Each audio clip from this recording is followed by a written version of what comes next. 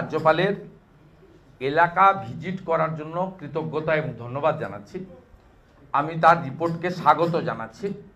R in question of রাষ্ট্রপতি শাসন প্রসঙ্গে যে কনফিউশনটা হঠাৎ ব্রেকিং নিউজ বলে কাল চলেছিল, রিপোর্টে আমি যেটুকু পেয়েছি সেটা কিন্তু নেই।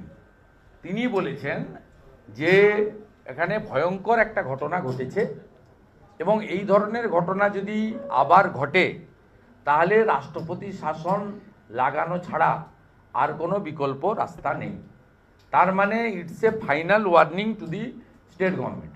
এটা মমতা ব্যানার্জির সরকারকে আমার মনে হয় একটা চূড়ান্ত সতর্কবার্তা রাজভবন থেকে তিনি দিয়েছেন on behalf of central government, যে এই ধরনের ইনসিডেন্ট যদি আর একটাও ঘটে সেক্ষেত্রে রাষ্ট্রপতি শাসন লাগানো উচিত।